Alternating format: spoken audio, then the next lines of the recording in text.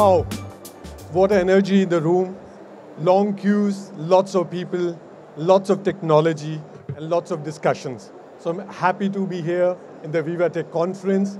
And thanks to computing power, that we all could come down to this beautiful location in Paris. So welcome to KPMG Lounge. Good morning, everybody. I'm Ashish Madan, Group CTO of KPMG Germany, taking care of technology and AI as everything we do in our services, in our businesses. So today the topic is all about AI and value, and are we delivering it? So yesterday I had a chance to listen to one of the pioneers in the industry of AI. From NVIDIA, we heard that topic, that AI is a tool which is going to liberate, it's a liberation. That's what the CEO said yesterday.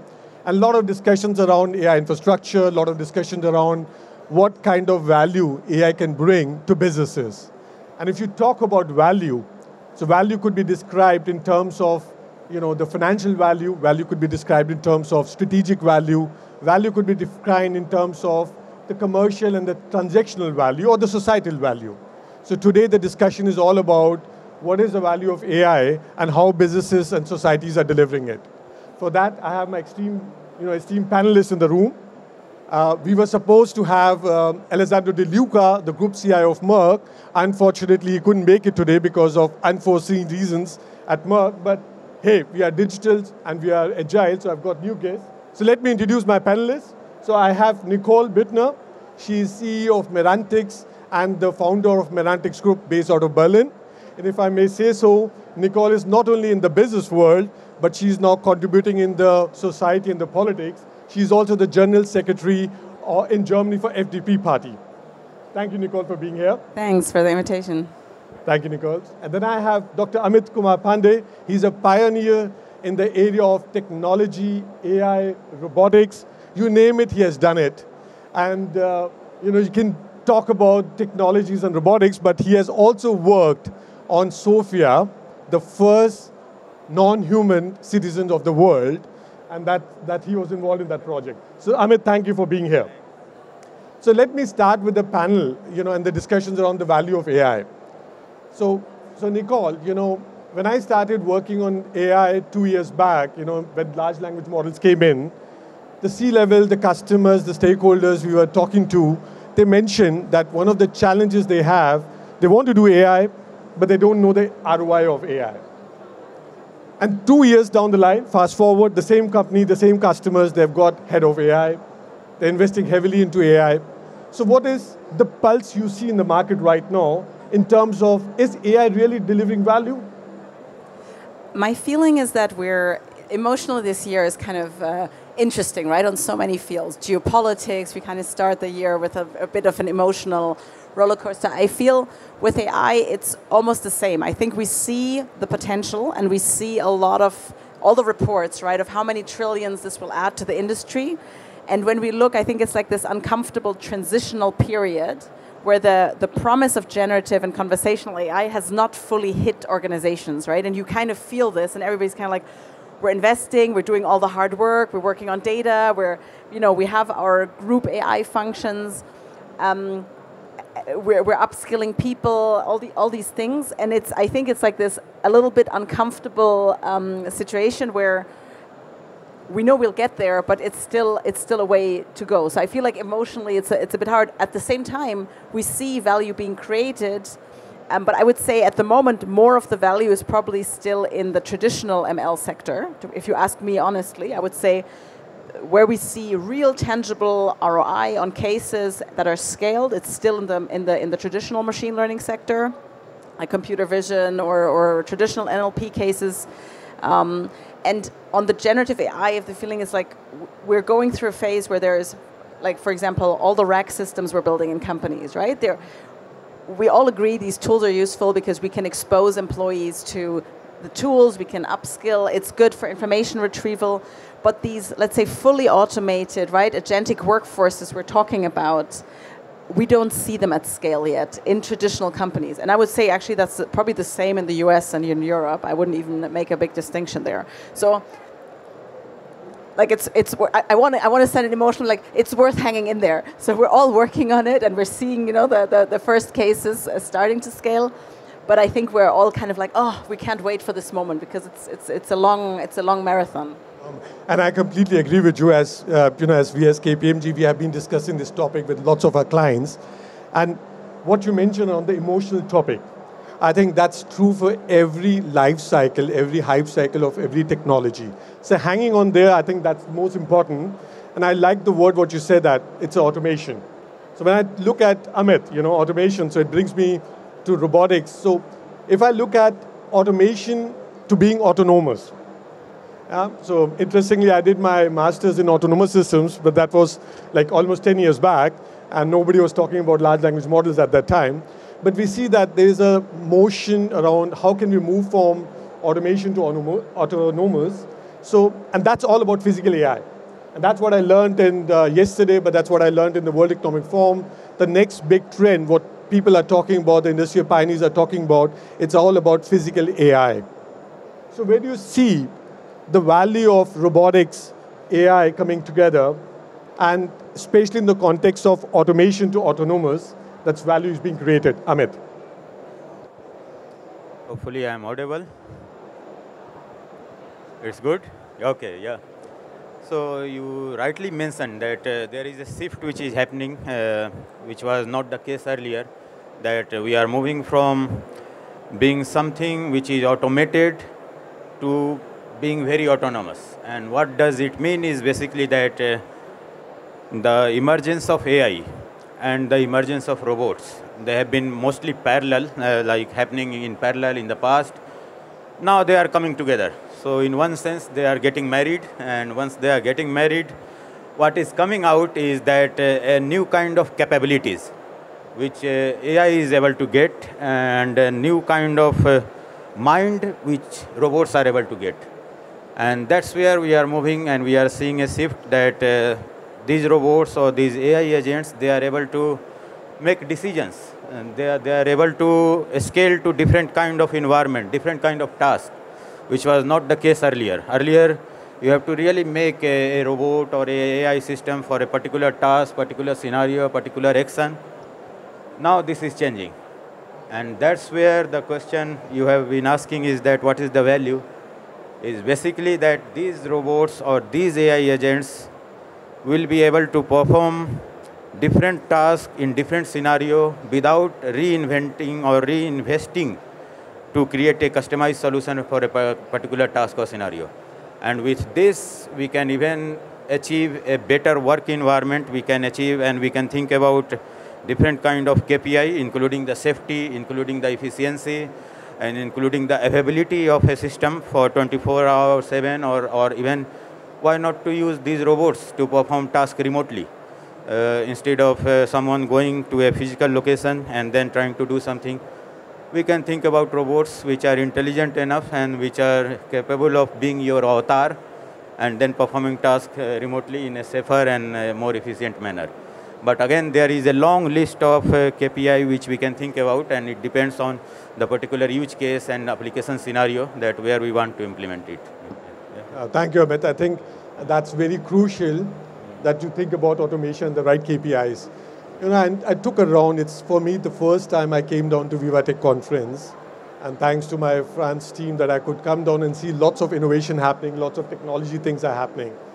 And what we see in the markets, lots of my customers and lots of stakeholders, I've been discussing with them, they come back and they say one question: Ashish, technology and AI and data has a lot of potential to offer.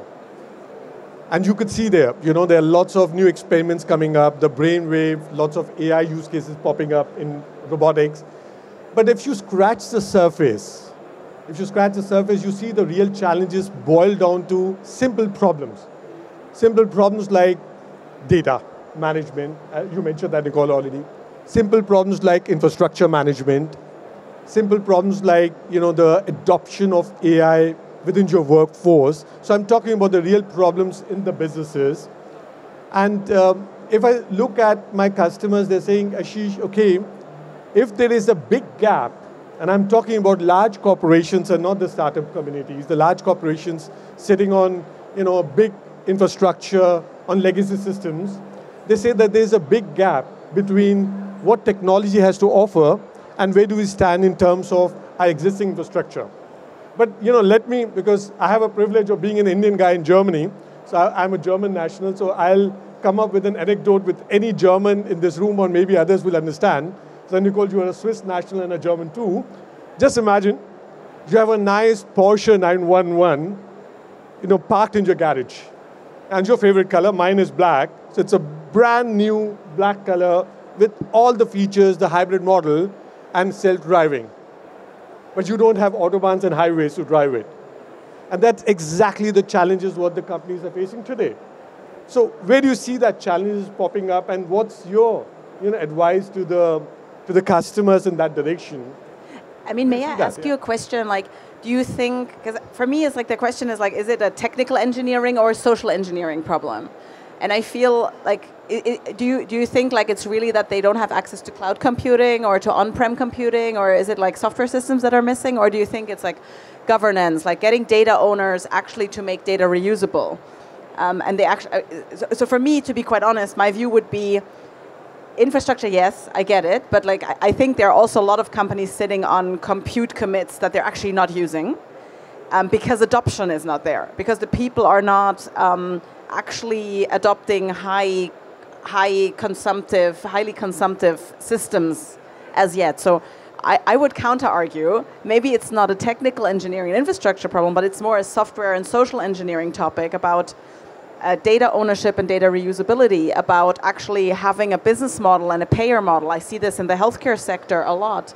There's so much we can do with AI in terms of predicting, right, in terms of like preventive care, but we need business models to, like, if nobody pays for it, then there is no market, and we can't go there. And those are, for me, like I would call it like more these social engineering topics that are lacking. Even like driving heavy addictive use of tools, right? So this question: do we build broad or do we build deep? Do we build systems that are quite horizontal and that enable everybody in an organization, or do we go super deep and make tools very sticky and daily high-use utensils for specific parts of the workforce? Right, all of that I think we have the tech for that, to be honest. But I think it's like but I'm curious, what do you mean? I think, Nicole, I agree. I resonate on that. I was looking for that word social engineering, what you said.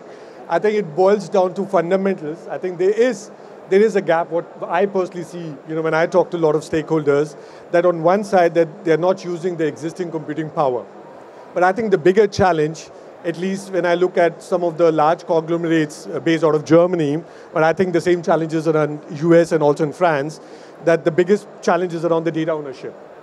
I think if we talk about AI, and we as KPMG, we believe in the fact that the differentiating factor, what the value, what you can bring with the help of AI and technology is the right usage of data. So we believe in trusted data, we believe in trusted AI. And I think the challenges what the big conglomerates are facing right now, I agree on that front, and I love that word, social engineering, and we call it's an adoption, and sometimes it's a bit of a challenge that if there are a lot of legacy system and a lot of incumbents sitting in the group to adopt to the new technologies, and then the right side of mindset to have it. So I completely agree on that front, and I think that's the way to look forward, and I would certainly agree to the fact that we have to look into the fundamentals of the business. So looking into the fundamentals of the business and taking it next step, I think I've been personally in love with the word physical AI. Yeah? I think it was in World Economic Forum, I heard that word first time, and this has been repeated in VivaTech a couple of times yesterday. So physical AI for me, Amit, is really integrating everything, whatever you have in software, hardware, AI, all coming together. And then we talked about the cultural adoption, we talked about the social engineering. What is your view on that, Amit? I think that becomes a next challenge because of the big conglomerates are facing the social engineering and the fundamentals with the technical computing. And that's the next level, is the integration of AI into your hardware and software. Do you really see the value coming out of it in near future? Yes, obviously, because as I mentioned, if we will see all the verticals of the technology, including robots as hardware, then AI as the mind, and then IoTs or sensors as the capability of capturing data. So once we combine all these things together, obviously we are moving towards the physical AI, which you have been mentioning. And it has a value because it brings capabilities to hardware, to the technology. But the key here, which I want to mention, is that let us not do the things just because it is fashion or because it is the trend. Because just take an example that if we have to perform a task of a screwdriver, do we need a humanoid robot to do that? Or we can really figure out the right kind of physical machines which are having right kind of intelligence, which are making the task to be done in a more efficient and more robust manner, but not adding a complexity of just maintaining that physical solution. So that's where is the differentiation which we have to figure out. That's why the right use cases are very important to understand what is the use case, and then also integrate all the stakeholders in the decision making and try to figure out the right requirements, and again don't go to just following the fashion or the trend. So then we will be really creating the value which we are talking about. Okay. Yeah. So I love the word fashion. Let's not follow the fashion. Sometimes fashion is good to follow, but let's not do things for the sake of doing it. I agree on that front, Amit. I think what I have been personally seeing right now in the market is that lots of companies, when they talk about AI, when they talk about physical AI and robotics, I think fundamentally they should really look at their overall technology strategic agenda. And that's what we as KPMG are looking into. What does it mean for us? Because if you look at even our businesses, it's being disrupted, right? So if you talk about the audit business, tax business, so even for us, we are fundamentally looking at it from the perspective of what does it mean as the overall technology agenda. And then you start talking about use cases. Because when I come down to use cases, and Nicole, it brings me to the next question, because the challenges in last 2 years, what lots of companies are facing, they start identifying use cases, or they randomly pick up use cases, and then they're not able to scale it up.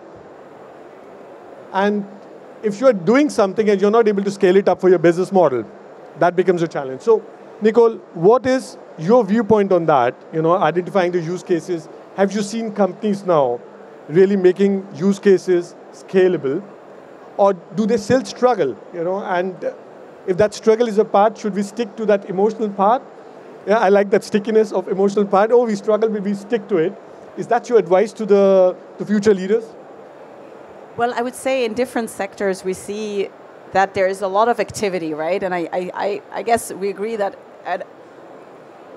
the intensity of activity can be correlated to the outcome, right? So if you have a lot of use cases, you have a lot of people in your organization thinking about a topic, working on it, really activating the whole organization is kind of part of making that change happen, right? Because people also need to use tools. I feel what you're talking about is often a prioritization topic. So if I talk, for example, about German public sector, there we have in, 15 ministries, we have probably 300 use cases. It's all public information. In many ministries, they're double, so they're working on similar conversational AI topics to, for example, make grants more efficient, or some type of permission that the ministry has to grant more efficient, right, to automate that process. So you can imagine that some of them are even talking about different technology platforms. So some of them are doing this, more with open source tools. Some of them are doing it with licensed tools. It's essentially a lot of energy that is dispersed. And I would say there is one aspect of focusing and prioritizing topics, and then platformizing things. And I think that's just what's happening right now, right? We feel this very clearly, for example, also when we look at agentic AI. I mean, you can all go out and implement 700 different AI agents in your organization, but you already know you're going to face a coordination topic, right? It's going to be, you're looking for that coordination layer and kind of for that platform through which you will steer, give in governance, and make sure these agents are doing what you want, switch in and switch out, roll them out, and we don't have that layer yet. I think people are just kind of making up their mind, and I think those are two crucial points to come to that scaling point, and we're not there yet for agentic AI, for example, right? For other things where we have more managed services and you have these platforms, I think you have less technological obstacles to do so. And then it stays again in the social engineering domain of focus and prioritize. But yeah, people are. Yeah, I think it makes sense, and it brings me, I think, thanks for that insight, Nicole. What do you think? Yeah, my viewpoint, I think what I see, it brings me back because I've been into the business for more than 20 years. Yeah, and I'll be very honest, I think the prioritization has been always an important topic, and I think it's going back to the fundamentals, as you mentioned. I think if you don't stick to your fundamentals, and I don't know how many of you, but if I look at you guys, you have heard about two-speed IT. That was like 10 years back. And everybody was talking about two-speed IT so in terms of what is slow and what is fast. And I think that's the kind of mindset we need again. We cannot drop off AI, agentic AI, because the disruption is coming in. Simultaneously, we need to stick to the fundamentals and have the right prioritization. I think having the right strategy, prioritizing the right topics, and simultaneously keeping the lights on should be the right strategy for the big conglomerates. But if I look at startup communities, right, I'm talking about also lots of startups here. What do you think, Nicole? Would that also, similarly be valid for the startups, or do they have an advantage over the big conglomerates that they can greenfield test more things with agentic AIs and bring more value, or will they face the same challenge? I think we are self-identify as a startup, I would say, and we are a young company. So I think there are two advantages that younger organizations have, right? The first is resource limitation. So there is a lot to, we need to make this work quickly, right? And we all know this productive slump. We try some agentic AI and we kind of lose productivity because we need to figure it out and it doesn't work and we need to fine tune and we need to kind of get the workflow right. And then when it works, then we're like, oh, this is actually interesting, very cool. So I think this resource as scarcity. And I think the second thing that I'm missing in larger organizations that we're very proactively trying to establish there is the product mindset. I was talking earlier about this building deep and building broad, and I think to actually reap the benefits of agentic AI, people need to be in those systems, they need to be using them. And we all know we use, our phones, we all know the products we love that we use intuitively that my mother at 80 years can use. And that's the stage, that's the kind of product obsession we need with a lot of these systems to really become native to your everyday. Because the real value is not going to be you use an agentic system every 2 weeks when you think, oh, I could ask that whatever personified name we gave Fred or whatever our agentic AI. It's basically when you go to work with Fred every morning or Elma or whatever if you have a lot of funny names that people give them. And I think that's this product mindset of being completely obsessed about those product metrics and not steering it like a project. And the difference is you can be green on every aspect of a project that you deliver in time, in budget, you've built some MVP, and nobody uses this product. Nobody. And often that is completely acceptable in a corporate context. And it would not be acceptable in a startup because you would just die. And I'm kind of wondering about this as well with regards to you. What do you think we can, you've built so many successful viral products. What do you think we can learn from that for Gen AI? Yes, I think you are completely right in the sense that we have to see how to make it successful and people are using it. And for that aspect, there are lots of factors which we should consider. One is that it is for which kind of target audience, and if it is done just based on intuition, or you are really involving the individual for this kind of solutions. Because sometimes, as an engineer, perhaps it is very nice to develop, but is it going to make impact? It is going to be used or not? Another mistake which sometimes happens is that you are developing a solution for a particular region or particular country or particular kind of population, and then you try to impose that solution in another part of the world. And that's where you can really face challenges and problems because of social, cultural aspect and emotional aspects, and then the local, regional and economical aspects. So we have to really see that where we are targeting and what we are trying to develop, and are we trying to impose something, or we are really trying to adopt and customize for a local audience and the local region. And that's where it will be more successful, I think, because that's what our experience have been also in the past. Yeah. Great. I think product obsession. I think that's the key word I also take with me. We need to have that kind of obsession. If you start working on that, I think that makes a fundamental difference overall. So we're coming slowly, to the end of a session. But I've got two questions, and I would like to open up the session for the audiences. But I have this question in my mind. I don't know to what extent, Amit, you can answer it. What is happening with Sophia? Because we all remember Sophia. It was like 10 years down the line with emotions and on the television. But where is she? What is happening with her? Could you shed some light on that? It's being curious. It had nothing to do with AI in that terms. In the past, we have been traveling together a lot, and I think she is still traveling and she is doing good. And for me, main question is that what kind of impact this kind of technologies can bring, basically, because a robot which is having emotional face which can express emotion, obviously it is attracting, and but beyond that, what it can do. So there are lots of use cases which we have explored, basically. If a robot is having a human-like body language, and especially once we are talking about generative AI, so how to interact more naturally with the human. We can think about lots of use cases, including healthcare, education, personalized use cases. And I think robot like that can really help in those, because it can create the connection, it can create the bonding with the people, and it can also create a notion of trust, which is also somehow and somewhat needed when you have to interact with like end user, which are not really exposed to the technology. So I hope the future is bright with AI, robots, and expressivity coming together. But again, the right kind of use cases should be crafted. Yeah. Hopefully we see more robots next year in Viva Tech conference, more like Sophia's around that. So coming to an end, and I've got last questions. Just in few words, I think forward-looking, what do you think that companies need to do in next 12 to 18 months to create value out of AI? Nicole. I think pick three things.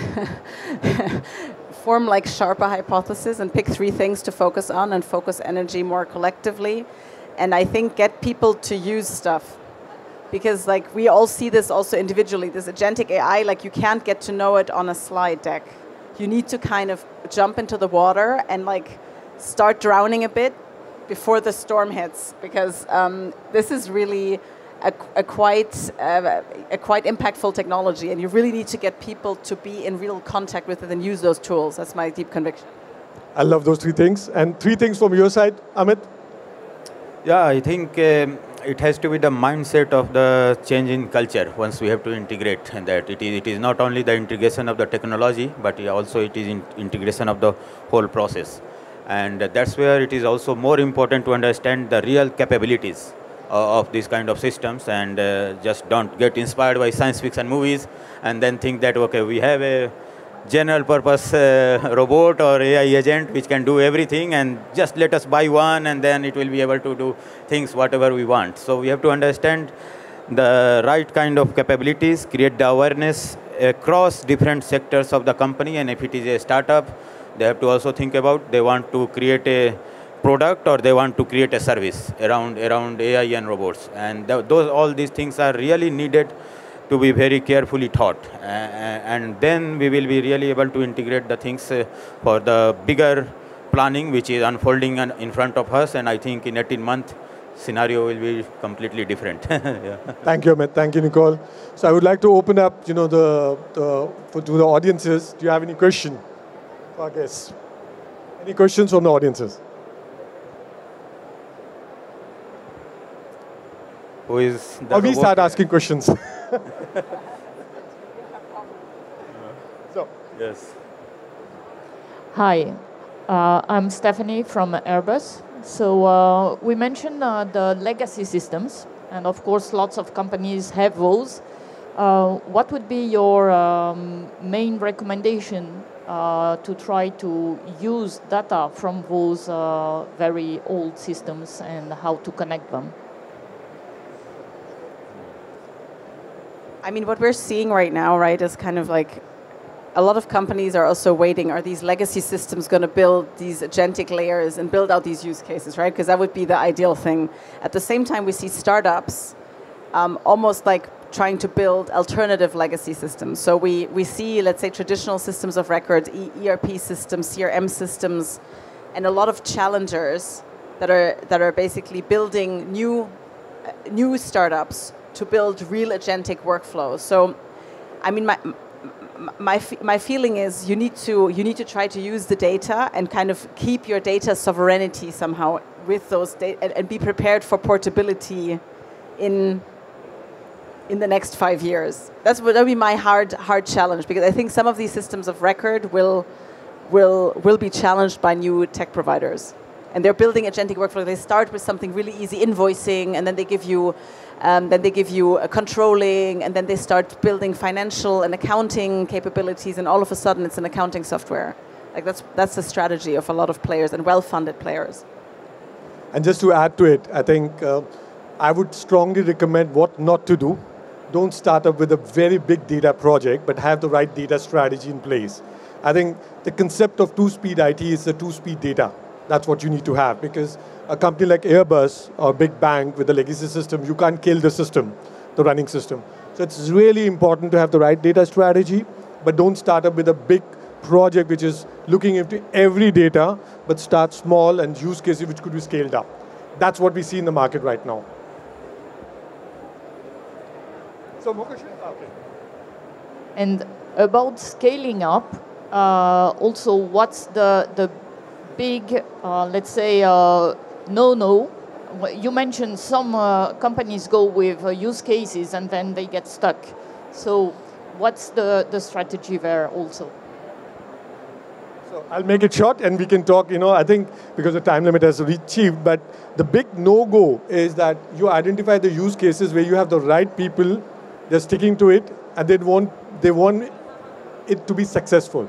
I think the biggest challenge with a big group like you would be that if you identify the wrong person doing that use case scalability, he or she might not get the acceptance in the organization. I think that's a big no-go. Have the right team for the use cases.